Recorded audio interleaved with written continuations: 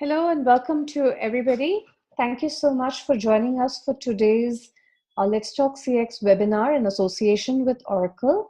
And those of you who have joined us in the past will know that this is part of a series where we talk about customer experience. The objective of this webinar is really to uncover a couple of things. One is a framework or a methodology by which we can incorporate personalization into our customer experience design. And the second is, of course, to hear from a practitioner on what's really working, what has worked well for them, and also perhaps to get their advice on what we should not do. Now, in the past, when we've done this topic and webinar, there have been questions saying that, does a digital personalization, customization, does it work differently for B2C versus B2B? And so today, actually, the flavor is to cover both aspects. And to do that, we have with us two awesome speakers. We have Madhukar Uniyal, who's a Master Principal Consultant for Oracle Marketing Cloud. And we also have Amol Oberoi, who's the Head of Digital Marketing for Hilti India. And so Hilti is huge, but it's in the B2B space. It's particularly in the construction space. So you will hear about how in that industry as well, when you do personalization and look at your customer experience as a holistic piece, how you're able to immediately track and see results, what kind of results can you expect, what are the metrics that you can apply. So those are some of the things that we're going to cover today. So with this, I'm going to hand off to, so over to you, Madhukar. I think you have the controls. Yeah, great. Thank you, Jessica. And I'll start sharing my screen. We'll just make sure that everybody can see my screen first so that we're okay on logistics. Sure. All right. Can you see my screen? It says personalization. I have the first slide icon. I can see your screen. Okay, I just want to make sure you can hear me okay, right? The voice is loud and clear to everyone. I can hear you loud and clear. Excellent. Excellent. Okay, thank you. Thank you, Jessica, and thank you everyone for joining in today. It's really an honor to participate in this webinar and share my thoughts on personalization and really how personalization is central to a smart customer experience strategy. My name is Madhukar. I work as a principal consultant for Oracle Marketing Cloud. And as part of my role, I spend a lot of time with marketers and CX professionals to understand their goals, their objectives, and what they're trying to achieve. And as part of Oracle, as part of a CX technology vendor, we help them achieve their goals, map their objective with our technology. So we all are aware, the agenda for me. What I'm going to talk about the next 20-25 minutes. It's going to be first introduction to personalization. So why do we say personalization is central and pivotal to the smart CX strategy? And number two is framework. And as you can imagine, when I'll talk about framework and the technology blueprint, it will be really an outcome of the knowledge that I've gained working on some of the gold standard and class technology products that we have access to at Oracle and as part of Oracle Marketing Cloud. So let's get started. First, let's start with the personalization introduction. What is personalization? Right? It's in this digital world. We are all aware, that personalization is a continuous process of improving customer experience with every interaction. We try to make sure that every offer, every product, every service that we offer is relevant, it's going to the right customer at the right time, via the right channel, and so on. And how can we personalize? Well, the way we personalize is really all around data. Data is the bedrock and the basis of our personalization strategy. Well, that was a lot of text, but if I have to put it in just one simple slide, then it's all about moving away from a communicational approach to our customer engagement to a more conversational approach. Whether it is whether it is our marketing, whether it's a service, whether it's sales, whether we are working with any division from our organization standpoint, we are moving away from a communicational approach, a batch and blast approach, to a more conversational approach to our engagement. And we are right at the center of this major shifts, that we are witnessing, and we are looking at every day with every organization. So that sounds simple, that we are moving away from a communicational to a conversational approach. But what does that mean? What's the challenge? Well, the challenge is we are Sorry, trying. Madhukar, quick interruption. We're all on mute, but we can hear a whistling in the background. Can you check if that's coming from your system? Yeah, it's actually there is a drill going on in our office today. I'm sorry Oh, about that, Jessica. okay. I was going to say that don't worry, guys. It's a mock drill going on in Okay, our Noida okay, fair. office. But apologies for that. I'll try to I'll try to be a little louder so that I can basically not um, suppress that annoying sound. I think it's gone. Great. Okay, yeah. So I was at the point where I was saying it sounds great that we are trying to move away from a communicational to a more conversational approach to our customer interaction and engagement. But what's the challenge? The challenge today is scale. We try to have billions and billions of conversation every day. And another concern, and this is something that I've learned from the experience working with marketers and CX professionals every day, is that we focus on how. How do we personalize? What are the tools we should be looking at? How can we give a personalized experience when somebody comes to our site, or when they call our contact center? But I think the fundamental thing is we should start from who. Who are the people we want to create a strategy around? What are the segments that we want to personalize? Where do we want to personalize? Whether it's a mobile app, it's a mobile site, it's a website, it's a call center, it's a store. And then when and why, and then we reach the how. So we must define a personalization strategy and then determine the best way to approach and best method to implement it.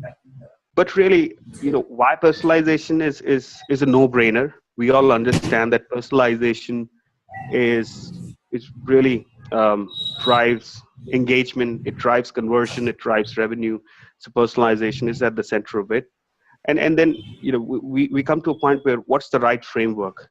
And again, a lot of my knowledge will come from the tools that I've used at Oracle, and also the customers, the prospects that we talk to every day. And before we get into the technology, I would like to first take a step back and talk about customers first. Now, whether we are in B2B. Madhukar, sorry, one more interruption. There's a question for you, which I think it would be great if you could take it now before we get into the framework piece, which is a request to give an example of communicational and conversational approach. Yeah, that's a good question. So I'll give you a simple example, right? I usually, and this is something that Amol will also talk about when he'll present his practitioner's, viewpoint. But one of the things that I really do as a customer, so I'm talking from a customer point of view. When I'm in the office, I'm really deep, very busy with my everyday stuff. I'm working in the office on my official stuff. But when I catch a metro back to home is when I look at my personal emails. I start looking at my personal, my notification from my bank, or any promotional emailers or notifications that I need to just look at and clean my inbox, my personal Gmail inbox, for example, right? Now that's a very good time when a marketer can reach out to me with a communication, because that's the time I'm active and I'm looking at my personal emails. So I have 50 emails that I've received in a day. If you target me at this very moment when I'm in the metro looking at my personal email, chances are I'll see your email on the top of my inbox. And chances are I'll click on your email and read what content you want me to read. And that's a conversational way. So you are listening to my behavior and then acting at the right time to reach out to me. Instead of just saying at 10 in the morning, we will blast off all the communication to a customer. That's the communicational approach. But when you know that Madhukar usually reads his email around after 6 in the evening, we should target Madhukar around 6 in the evening, because that's the best time to get open or a click rate on our email communication. So that's a real life example, really. So listening to my signals and then tweaking your strategy around my signal is a way to get better conversion, better clicks, better result on your KPIs. Does that answers your question?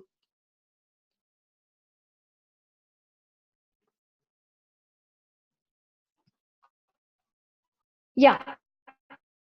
So Madhukar, yeah, that does at least answer to some extent the question that was asked. There are some more questions, but what I suggest is, we go ahead with the deck and take the questions at the end. So you'll see them in your Yeah, chat window. sure. I will. I'm actually just running the slide deck. So I think some of the question might be answered when I talk about the framework, right? But right now, the slide that you're looking at is not a technology slide. I'm not going to, bombard a bunch of architecture diagrams in front of you. But what I want to focus on on this slide is how we as marketer, whether we're B2B or B2C, whether we are in e-tail, e-commerce, manufacturing, whichever division we work on, we look at our customers in three broad segments, really. So one of the segment is the unknown. These are people who are out there. They are looking for something. They were looking for a service. They're looking for a product, maybe something that we offer, but they're not even aware about our brand. They're not even aware of things that we offer. These are unknowns. Then we have little known. These are people, probably they've come to our site. They're aware about products. Maybe they've started but not anymore. We have unknown customers. These are people we know a lot of information about. Purchase, what kind of stuff consume, what ticket size they buy, they purchase for, how long they've been with us, what's their name, their contactable information, and so on. So as a marketer, as a CX professional, we're always in this constant journey of looking at these suspects, the acquisition side of things, finding the right suspects and bringing them to our ecosystem, making them come to our site, download the app, engage with us, look at our products, do a comparison, buy things from us. And once they make that purchase, they become a customer. And we want to, again, keep them engaged, convert them, do cross-sell, upsell, and so on. So on the left-hand side, what you're looking at is the advertising world, the above the line marketing, if you will. And on the right hand side, we have marketing, which is more conversational, where we have a lot of information, so we can be very precise. Again, if I have to give you another analogy, on the right hand side of this slide, or sorry, on the left hand side, the advertising is more like a spray and pray approach. On the right hand side is a marketing, where you are doing a very pinpoint approach to convey your message, to convey your product and services and offerings around that. But what one point I want to make here, and this is something that we have learned at Oracle, is that its customer experience is not just about customer. It starts all the way from the unknown. The experience starts when somebody is browsing a website, reading some stuff on the internet, going to a publisher site, and reading some stuff on Times of India or Money Control or whichever site. When you target this person with a display ad, or when I'm looking at my Facebook posts, and when I'm targeted by a brand, it should be very relevant. So personalization starts right from the time you approach these unknown in this universe all the way to the known. Now let's just break it down a little further. What are the channels? What is the data? What are the KPIs we are looking at for these three broad segment of customers in this universe? So one is the unknown, where we typically rely on the paid media. So we look at search, we look at social, we look at display campaign, we look at mobile advertising. And the data sources are really the third party data that we have. We have data from custom audience, we have data from Google audience, we have data from third party audience, which Oracle is also one of the leading players in this third party data, what we call the Oracle Data Cloud. And the KPIs we really track are the cost per acquisition, cost per click, likes, CTR, shares, and so on. When it comes to the little known, that means they've come to our site, they've done a little handshake with us, or they've downloaded the app, or maybe they are on a mobile site. Then we start tracking things like how much time they spend on our site, what products are they looking at on our site, how many pages have they viewed, how much time they spent on our site. That's the data source. And the KPI we track are conversion. Are visitors coming to our site actually converting? If 100 people are coming, why do we have 2 conversion? Why not 20? How much time do the people who spend and ultimately convert, are they spending on our site versus those who are not converting? So that's on the little known side. And when it comes to well known, we have a plethora of channels which are open to communicate, like email, push. It could be SMS, it could be inbound call center, outbound store branch, and whatnot.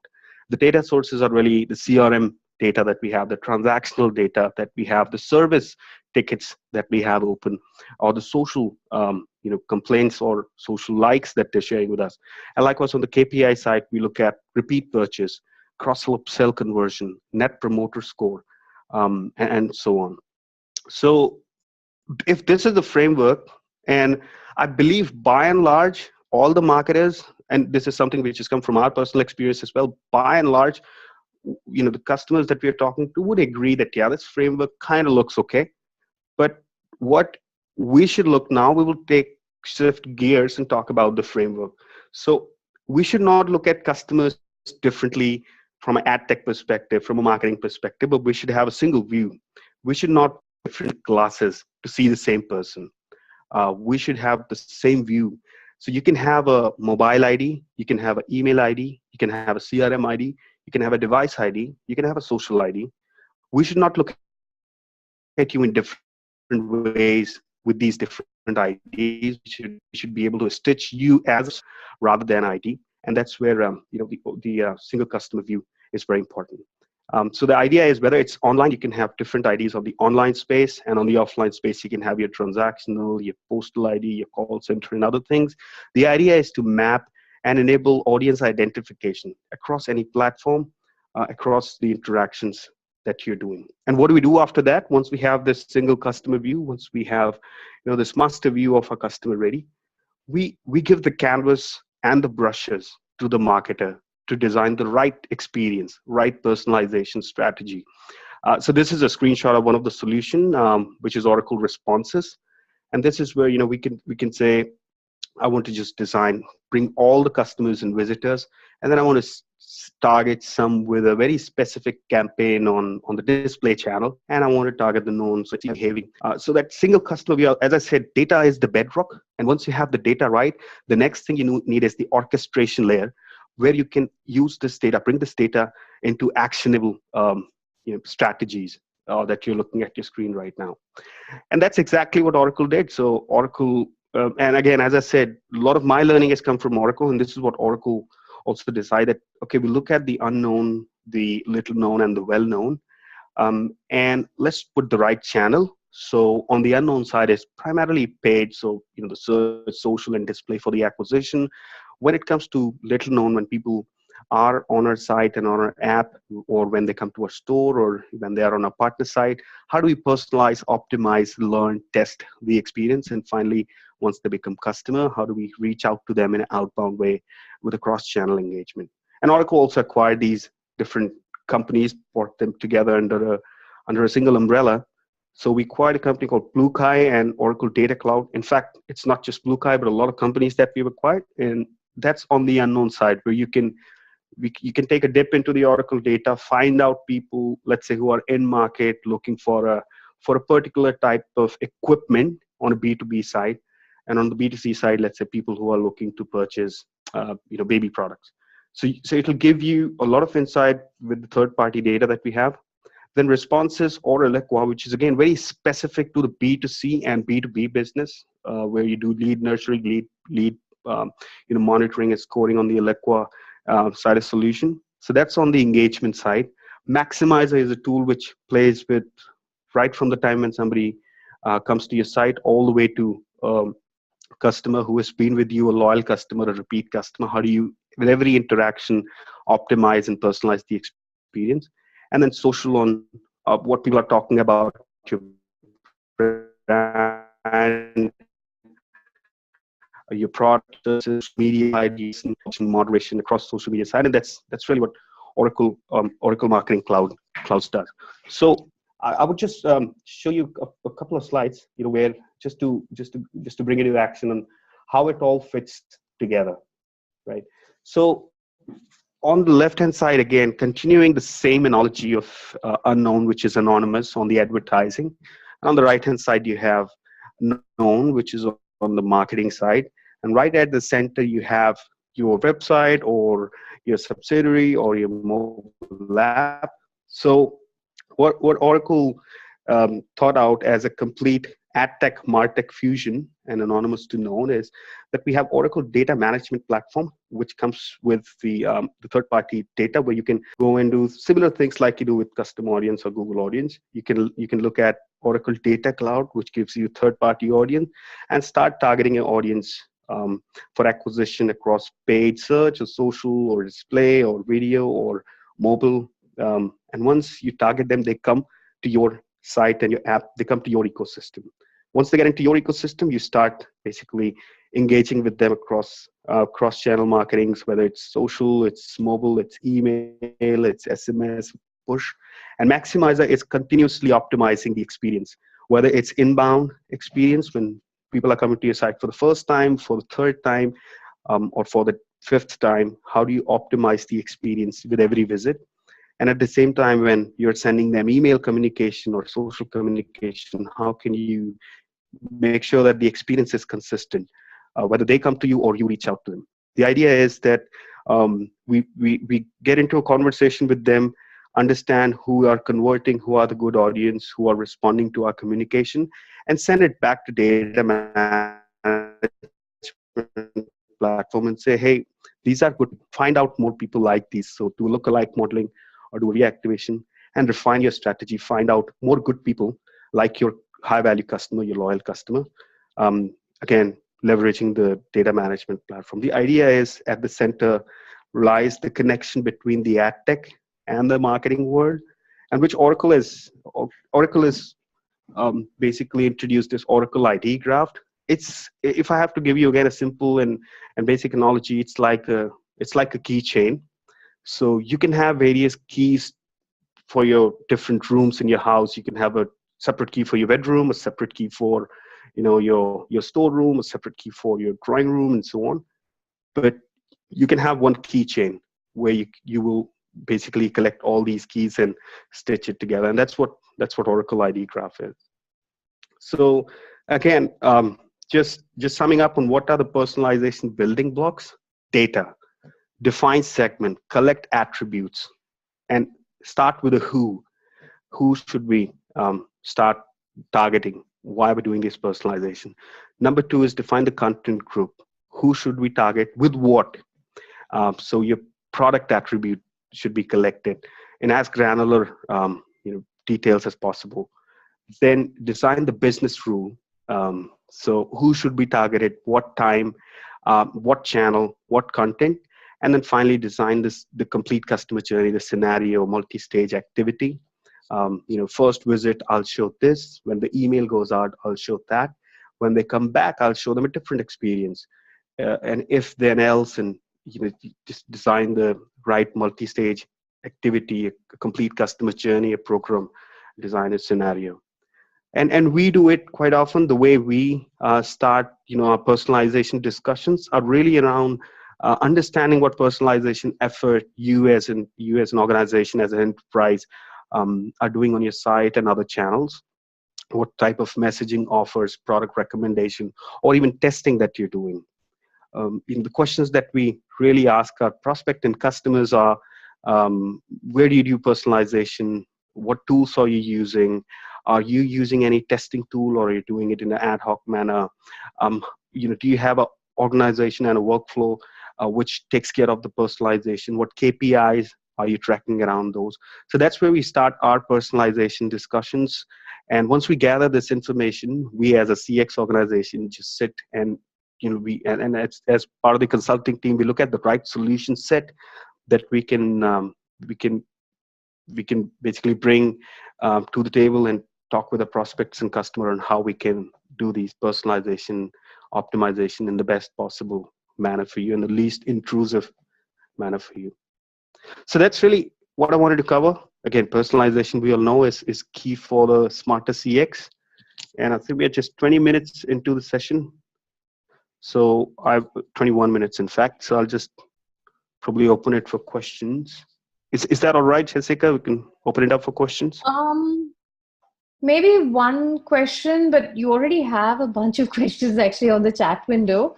So what I was going to suggest was that, we move into Amol's session and you can reply on the chat window to the questions that are coming in. And then we can do another set of questions at the end of it, if that's okay with you. Yeah, that sounds good. I'll look at the chat window now. Yeah. So thanks so much. And that was an awesome deck. And I've actually learned quite a bit from that. So as we mentioned in the beginning, we want to cover a framework and approach, but we also want to hear from the practitioner's side how it's working on the ground. So with that, let me hand over to Amol Oberoi from Hilti. Amol, we're just giving you the controls.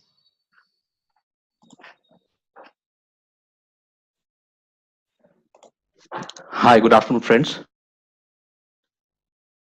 Okay, everybody's on mute, but I will say good afternoon on their behalf.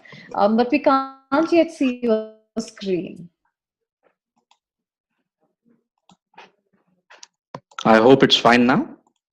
Yes, it's come. Thank you so much. Okay, so once again, a very good afternoon to you all. So it's my pleasure to meet you all and deliver you from something in the personalization. So to set the agenda right, I would be covering very practical aspects of personalization. As a digital marketeer, I have always believed that digital marketing is one big form of marketing where you can do the trials fairly quickly, you can produce the results, you can measure the results, you fail, and then you again put uh, you know different strategy in place, or you optimize on your existing strategy and then see what the results are. So this is the beauty of digital marketing as a as a stream. And hence, without wasting much of time, I think it would be justified to cover couple of practical aspects that we've garnered over last couple of years in personalization. So what does personalization mean to you all? Not specifically to you, but to your customers, but to you as a business. So a lot of you, if I now put across a question to all of you, what does personalization mean? Obviously, in all forms, I'm sure that there will be varied answers that I'm supposed to get. Uh, some of them would say that knowing our customers one to one is the key for us. A couple of you would say increasing customer engagement, and then some of you would come up with a very simple thought that I want to personalize the content or the offers for my customers. Some advanced marketeers would say that I want to deliver an omni-channel experience. And some of the organizations have the mindset that for me, the personalization means to create potential upsell and cross-sell opportunities. And somebody who's on a technical side of the things, or I would say a martech resource, would come up with a thought that personalization to me is personalizing the time of communication to my customers, because they are receiving the communications from all over. So what really matters at this point in time, when you are even thinking of personalization as a journey, is that you first clearly define what does personalization mean to your customers and to you as a business, and how do you marry these two thoughts together to deliver a personalized experience to your customers. If this thought is fractured, it's fragmented, by all means, when you are 20-25% in your journey, you would start facing hiccups. You would not be able to channelize your thoughts towards a fruitful experience for your customers or deliver results for your organizations. So when I say personalization, from a manufacturing sector, I've been into online sector, I've been into manufacturing sector. From a manufacturing sector viewpoint, and even today in Hilti India, we often have this debate that what does personalization mean to manufacturing sector or a B2B business? Do we really need to do that? I'll give you a simple example. So for example, you are a B2B business, or if I take an Hilti example, we are into a manufacturing sector, manufacturing goods for the construction industry, which is the least penetrated digital sector in not only in India but world today.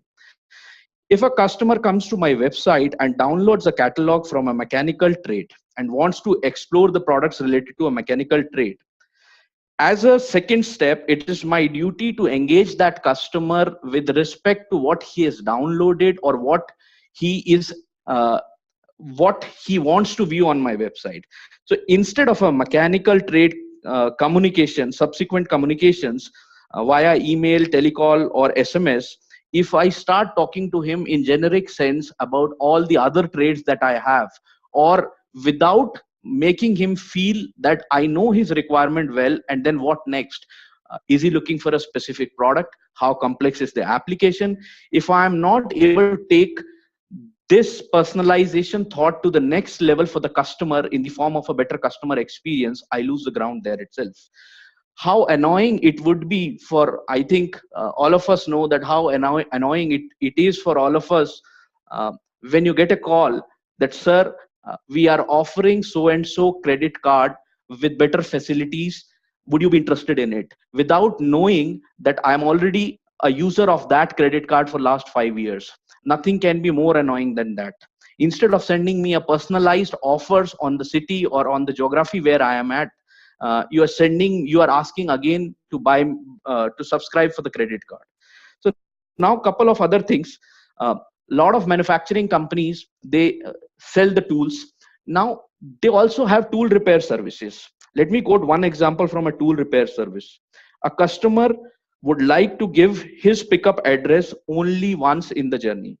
He, next time when his tool breaks down, he would expect the manufacturing company who's offering a repair service to not ask for an address from him again. You would just ask the customer ID, and even if the request is to be placed from the website, they would expect you to pre-fill the details for us, where they just have to tell the nature of the breakdown of the product and probably the desired pickup time. They won't be in a mood to give you the details from the scratch again. So these small things, even in the personalization, even in the manufacturing sector matter, or even in the B2B sector matter to us. So now, organizations like Hilti, who are into construction sector, they have taken this as a challenge and are also moving into a space where if somebody has viewed a mechanical trade catalog on, or downloaded a mechanical trade catalog on my website, next time he comes on my website, I'm going to personalize the homepage of the website with all offerings from mechanical trade instead of showing him a generic page. So this is the real thing, and this is the smart thing to do at this point in time. And you should think of, if you've not thought of personalization, or if you've thought of personalization in a fragmented way, it's the right time to correct your thoughts. So coming from a very practical standpoint, I've always believed in delivering the results by putting the systems in place. As a marketer, if you ask your organization or your management to invest heavily in the technology and you're not able to deliver the results, the future or the stay experience in that organization becomes really bad for you. So let me give you a very practical example of an architecture that needs to be put in place today by the organizations to achieve that high level of personalization that we aspire to, or the experience that we aspire to give to our customers. So when I say this architecture, I strongly mean, when you guys leave this webinar, I request you carry this message along with you, that without building this sort of a robust, scalable architecture, you will not be able to give a unified experience to your customers, come what may. If you personalize it for one channel, well and good, but tomorrow you'll have to think for other channels as well. You'll have to make the channels talk to each other. You'll have to build a unified view of the customers. So the underlying thought of this architecture is, you have to aggregate the various data repositories you have in your system today. Some of you might have a store data. You need to capture the data in a format which is integratable with the rest of your systems. It should not be something like you have filled millions of data in your registers in a hard copy format, and now you're facing a difficulty in taking it to online. Now, a lot of you would be receiving call center inbound calls. How do we integrate those call center inbound calls? How do we, while the customer is on the call, what information do you necessarily want to take from the customer to put it into your CRM, so that when the CRM is integrated with the rest of the data repositories, it should only drive one agenda, which is, I should be able to identify the customer from across the data repositories, and I should be build one single profile of my customer. The more aligned your approach is towards this idea, the more successful you will be in personalized, or the more successful you will be in giving this personalized experience, or a better or a smart experience to your customers.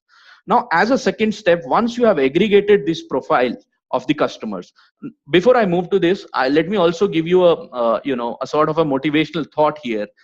Need not worry that you have to put the entire data architecture overnight or over a month at one go. You can take one repository at your time, suppose CRM, put that in place, try and engage the customers in a more aggregated format from there, then and integrate your web analytics, so on and so forth. Let it be in phases. Don't just freak out at the beginning of it, that I have invested so much and I'm not able to do anything. Personalization is not an overnight thing. It's a behavior, it's a mindset change in an organization, it's a big change management exercise which takes own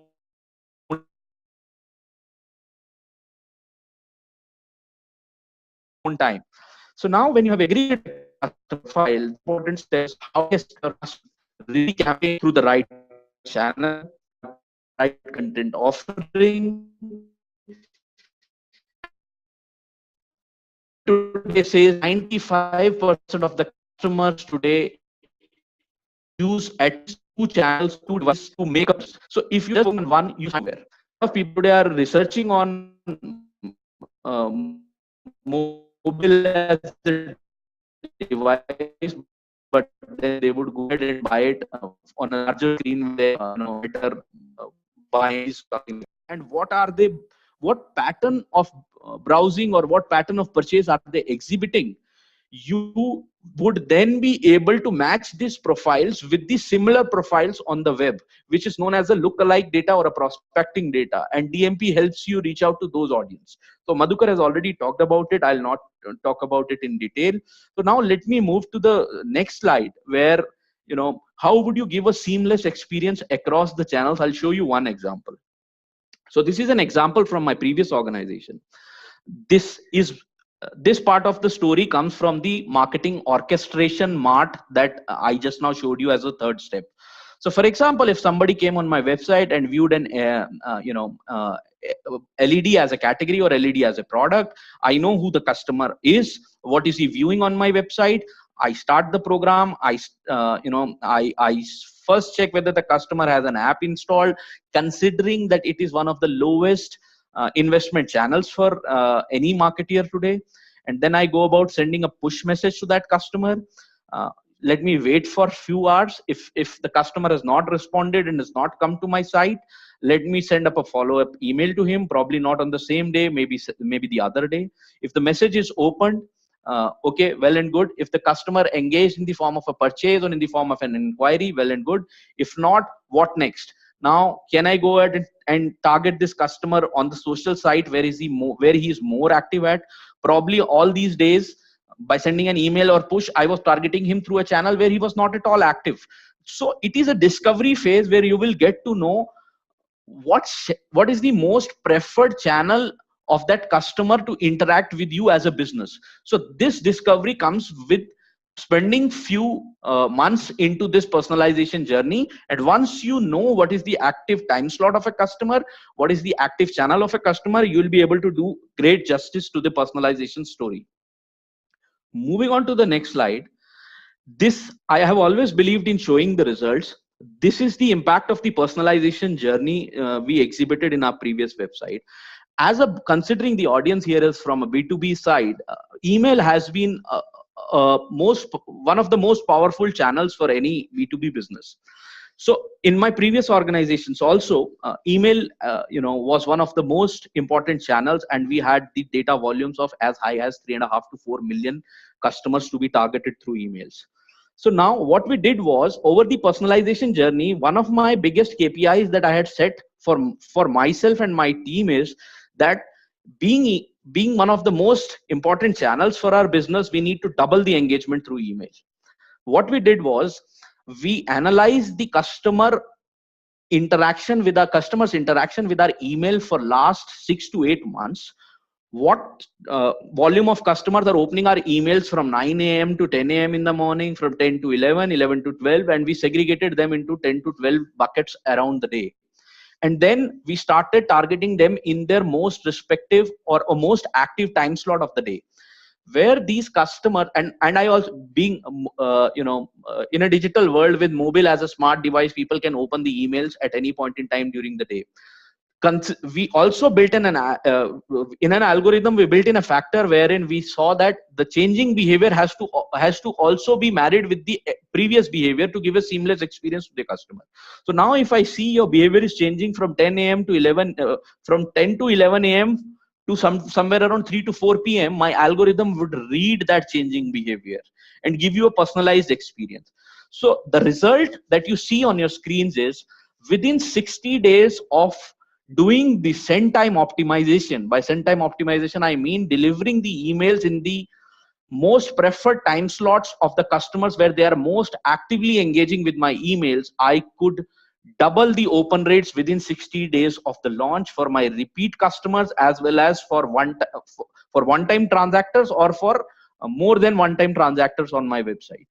So this is the power the personalization carries, and the customer appreciates them being targeted at the right time where they are most active at, instead of calling you on the midday and asking you to subscribe for a credit card which you already have for last 6 years.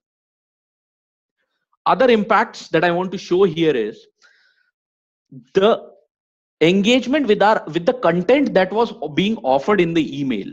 By content, I mean the offers that were being personalized, the communication that was being personalized, the products that were being sent to them, which were based on their past browsing behavior, the categories where they are most actively viewing my products at.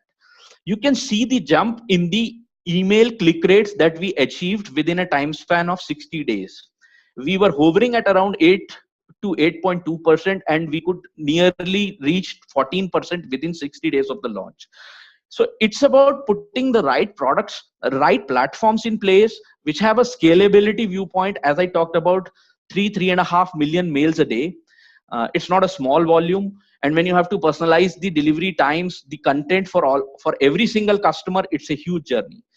Other benefit that we got from here was, which was another success story for us, the email unsubscription. When you send mails to your customers, or when you send any communication to your customers, the worst thing you would want to see at the end of the day is that they have unsubscribed because you are sending some illogical communication at a wrong time where they really are not bothered about seeing your communication.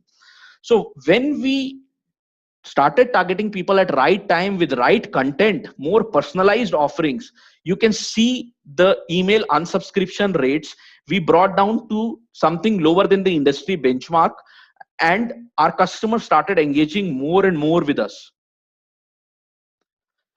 Another important factor for any business is cutting down on the costs. So as an online business in a B2B domain, what we did was, for example, you acquired the customer from one particular channel, suppose a Google pay-per-click marketing, or for that matter, you acquired them through your website or through an email marketing as a channel. You acquired them at say $600 or $700 at the first place. So now, instead of targeting those customers roughly, or I would say vaguely, through all the channels at all point in time, at all touch points, it makes no sense. Over the 60 days or over the 45 days of our cycle, we could figure out, for the most active chunk of our customers, we could figure out that for the customers, for X number of customers, email is the most preferred channel, and for Y number of customers, SMS is the most preferred channel. Why should I bother them with the costlier channels, which is the pay-per-click marketing, or for that matter, Facebook advertising? Let me remove those customers from the remarketing list there, and let me target them only through email or SMS respectively. So what happened was, when we targeted these customers from their most preferred channel, which is email or SMS, you can see the cost of repeat order coming down drastically. If I was acquiring a customer at $600, or through email, my first acquisition happened at $100 or $120, I was able to bring it down to close to 40 rupees and see the tremendous improvement in the cost per repeat order. And that is where where if you do this thing at a scale, this is where you save the cost for your organization. This is where you build the economies of scale. This is where you do everything that is required in order to move the KPI. Similarly, the same thing happened for SMS as a channel. We were able to bring down the cost 2.5 times, and in the email it was 2.8 times. So having said that, what are the key takeaways that you should keep in mind when you are practically thinking of moving towards personalization? no matter whether you are in a manufacturing sector, whether you are in a service sector, or whether you are in a online B2B or an online B2C sector. Online B2C obviously has a scale and much advanced stage of digital, but the others are evolving. So the key here is digital is evolving. If not you as a business, your customers are. Think digital and act digital, and now is the right time to think of digital and personalization to give the smart experience. And with businesses becoming increasingly more customer centric, the customer becomes the focus point of every offering or processes that are engineered in your organization at all touch points. Define your personalization goals well, attack them one by one, phase by phase, and produce the results organization. That is what is going to deliver nothing more, nothing less. Understanding the customer behavior, customer is at the central point of everything, and understanding the customer behavior is the key. But understanding it in silos leads to a bad customer experience. No matter if your call center team is doing wonders, if the other channels are not integrated, they don't speak to each other, they have a different perception of customer experience, forget about your personalization journey altogether. Aggregating your data at single place is the foundation stone of personalization, and this is the only scalable model for personalization. And if you know your customers well, the day is not far when technologies like artificial intelligence or chatbots come into Indian market. You would be able to give a personalized experience on chatbots only when you have a personalized view of your customers or a single view of your customers. You cannot offer something to a customer which he is not requiring at all. So other important factor is building a scalable architecture, followed by choosing a right scalable platform. Many organizations today, I see what they do is they'll buy one platform from one organization because the marketing head of that organization or a sales head of organization is known to me. Second, they would deploy a different platform. Third, they would deploy a different platform. So now when you are supposed to integrate that, how will you do? It is very difficult to bring different platforms at one place, or four different how many API integrations are you going to do at the end of the day? That's not feasible. So the sense, what makes sense is you deploy a scalable cloud platform, most probably from an organization which offers you all the platforms under one marketing cloud. Don't try to become a marketing tech geek where you would integrate one platform with the other which don't talk to each other, and if you're trying to send few million records a day, you fail, your API connections fail, and you lose the journey in between. So this is an important point which you should take time in evaluating your platforms and deploy it, because at the end of the day it is a big change management exercise.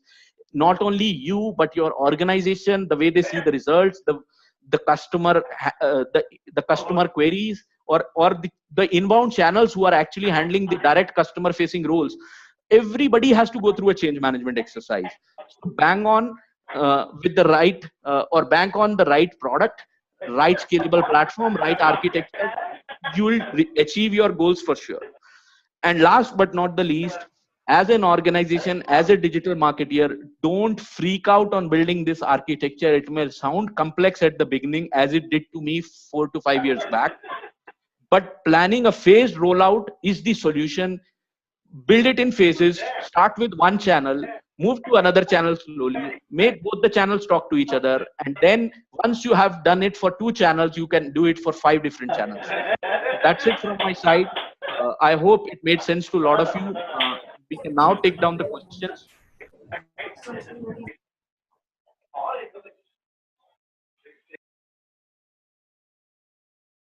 Thanks so much. That was awesome. And I really love the takeaways, especially the don't freak out bit. So there were a number of questions I think Madhukar has tried to answer. But if you can simplify, I mean, I think the question is about broader question of, how do we do personalization? Which are the attributes that we would consider for B2B? How would you actually say that you went about identifying the key attributes? So attributes around a customer, for some organizations there are very obvious attributes, and for some organizations the attributes would be different. So attributes vary from organization to organization, but what matters is when you pick the attributes, you should not pick 120 of them. For example, Oracle Responses as a platform, from a primary table of it gives you an access to 80 different attributes around a customer, and then you can integrate 180 from the supplementary tables. So if you are able to, if you are going to manage 250 260 attributes, your journey at the end of the day becomes hell. So define what attributes matter to your business. For example, in Hilti as a business,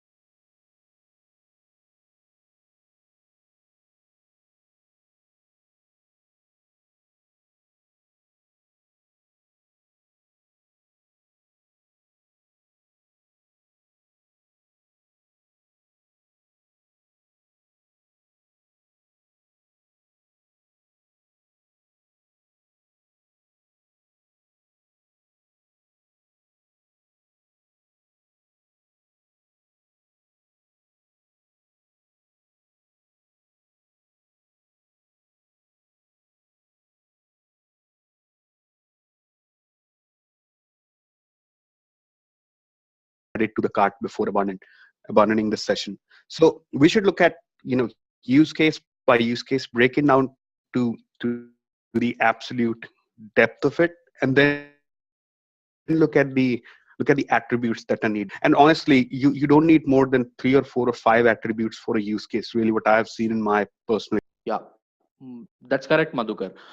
It's really important for you to define your use cases. Why? Because personalization is a complex topic, marketing automation is a complex topic, and when it comes to sectors like B2B, it becomes even more complex. Where the purchase is not instant, user researches a lot. Sometimes the buying cycle is fairly large. So just define your use cases. It helps in simplifying the jargons like personalization or marketing automation to a great deal. Just simplify it. Start one by one, targeting one channel at a time, marrying it with the second channel, believe me, you can do wonders in the personalization space. Any other questions, please?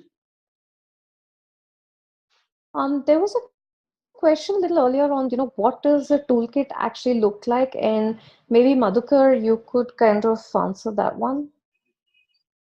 Yeah, absolutely. So look, the tools, there is no one tool that can create the whole customer journey, because as I said, there are unknowns, and there are different channels to target these unknowns, which is primarily a paid media. And then you have your own channels, your website, your email, your mobile app, your push notifications. So it's owned and earned and paid media. uh, the way these tools work is the underlying, the connection between these different tools is the data layer, and maybe the content layer, which is passing, you know in a very crude terms, a cookie ID, syncing it with an email ID, syncing it with a mobile advertising ID, or syncing it with a mobile app ID, and so on.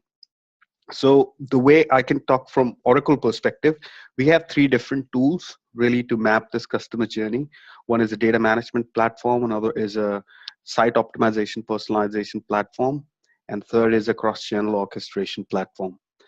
The way these tools work is basically you have a separate way to work with your advertising campaign, your personalization campaign, and your engagement campaign, but you can easily ingest data from one tool to another, right? So a lot of our customers in the region are leveraging our cross-channel platform. They're not necessarily on our advertising platform. A bunch of them have our advertising tools, but they don't have a marketing tools. And there are a few of them who have the complete stack from Oracle. So the way these tools work is basically the data, which is seamless and at the product level natively integrated with each other.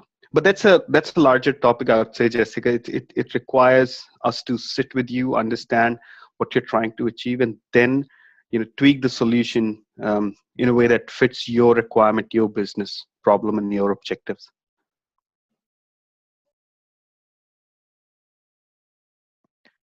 I'm wondering, nobody has a question on the challenges they face from their management in terms of even thinking about personalization. I think that's the biggest hindrance that I have faced in my life. Or as a marketeer, there is no buy-in from the management, and whatever you have to do, that freaks you out even more.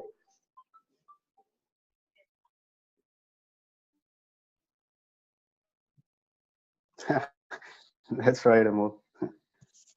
Yeah. Any other questions, please?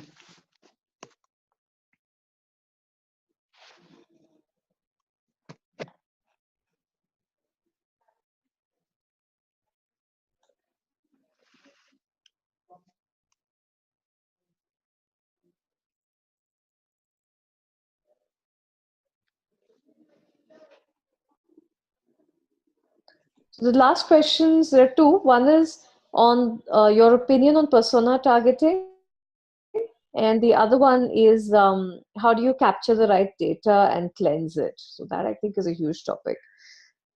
But whatever you Yeah. can manage in 1 minute. Plus, there are people asking how do you overcome the challenge of managing top management? Okay, so let me answer the management one and then the other ones. So what really matters to your management is what business are you bringing when you are asking for investment in these heavy weighted technologies. How how can you add value to the business more and more, to the customers more and more? So the only solution to this problem is that you should, at first place, you should be very sure of what KPIs are you expected to drive when you put these tools in place, and what are you choosing the right tools for driving the entire scheme of personalization. And third is how simplified your thoughts are in this direction, because as a human being, it's a human tendency that psychologically we feel that we believe in 1+1 policy, or we believe in 2+1 policy, and that probably we call it as happy hours. So in a technical or in a digital tech space, there are no happy hours. So what you really need to do is you need to break one first and then add one to it, or you need to simplify two first and then add the one to it to make and once you are simplified and structured in this approach, and you talk to your management with right data points on how you are going to even take them towards this journey at the first step, that is where you start seeing the buy-in. And if you are using one channel, probably the time at which you will start delivering the results would be faster instead of two channels or three channels, because that will take its own time in even setting up. So start with one channel, show some results, uh, and then ask for buy-in for a couple of other things that you need. So it is about expectation management. You set the expectation right in a more proficient way, in a more simplified way. But for that, you need to be simplified, powered by the right tools and right thoughts on how would you drive your KPIs.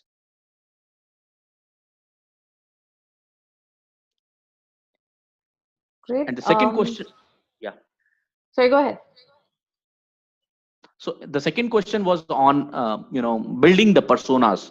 What tools or what techniques do you deploy? So it even starts, building the persona. It even starts with a single lead that you generate on your website. When you generate a lead, many organizations, they just give a form which talks about sign up for a newsletter, sign up by giving your email ID. Now, if you're asking for an email ID, either you put a mechanism in place where you have to know more about the customer, or from where you can know more about the customer. It's not just the email ID that will suffice, because most of the people, you would not know most of the people in your mailing list. That's the problem with a lot of organizations today. Either add 2-3 more fields to the form to at least know some basics about the customer. What is he coming for? What is probably, then go to things later. What is his TIN number? What is his GSTN number? Those things don't matter much, at the start of the thing. And then try and touch base him or with him or her on the more personalized lines. So one type of persona can be built through this. Second is, in an online space, what happens is a lot of organizations today are requesting their customers to log in at first place to make their journey much better, or their journey or their experience on the site much better. So when you log in, usually with the help of cookie IDs, I know what you browsed later, or for that matter, even if you are a new customer, I start capturing your persona right at the moment when you log in. So what you browse on my site, for example, I'll quote you an example. I'll not name the organization, but an organization dealing into heavy duty tools, or I would say generator sets, which would cost much more lakhs as compared to the simple tools that Hilti sells. So when you ask a customer to log in, and if you are viewing a product which is worth 40-50 lakhs, then when you abandon the page on the website, immediately a call can be made from the customer's care saying that, hi sir, or hi ma'am, you were on my website, I saw you browsing a product on this website. Do you have 5 minutes wherein I can talk about the value propositions and the offerings around this product? So this is known as RTP, which is known as a real-time personalization strategy for an organization. So now this customer, if the customer comes, he doesn't pick up the call, or probably tomorrow morning he comes to the site again, you can now personalize the communication for that customer on the website, because you have built a persona around the customer yesterday, that this is so and so with so and so email ID. My cookie information says that this customer browsed a certain product. The biggest example here is the Amazon homepage that gets personalized the moment you land on the homepage. It is known as your Amazon, because it is capturing your browsing history, your navigation patterns, and then next time when you come on the site, they give you a more personalized experience. So persona building within itself is a very broad term. It depends upon business to business. How do you want to build persona? One is when you capture the lead, other is when the users are browsing, third, when the customer has purchased from your website, are you marrying his purchase data with his browsing data and giving him a better experience next time. For example, in my case, in my previous organization, I saw a lot of customers buying in safety shoes from my site directly for their construction sites. Now when I know this customer has bought a safety shoes, he's a potential customer for a safety helmet or a safety glove or a safety eyewear as well. So now next time when he comes on my website, I try to enhance his persona by giving him certain recommendations on my website that this may be relevant to you as well. So now you are giving a better experience to the customers, and you are creating more cross-sell opportunities. And if somebody clicks on a safety helmet on your website in his second visit, you enhance your persona, or you build a new type of persona for your customer, that this is a potential customer for my second category as well. So persona building doesn't happen overnight. It happens through various channels. Some people build the persona through telecalling channels and then marry the entire data in their CRM, which has the data from its website behavior as well, and then becomes a more enhanced persona cloud for that customer. So this is broadly how you should go about doing personas. Don't worry about the technicalities. You hire the right firm who puts the tags on your website to capture the user's browsing behavior. Sometimes some organizations like Google call them as floodlight tags. Some organizations call as JavaScript tags. So you need not worry about it. You hire a right company to do that, and your job is done. You just focus on what do I need to capture when. I hope that answers your question.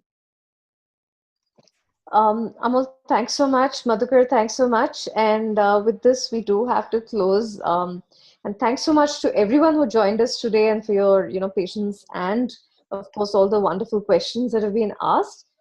We do have a website. You could check it out, paulwriter.com, Let's Talk CX, so where we post all of the content. And we will be sharing a recording of today's session as well for those who want to catch up. And if you want to connect directly with Madhukar or Amol, just let me know. So thanks to everybody again, and hope to see you for our next webinar. Bye-bye.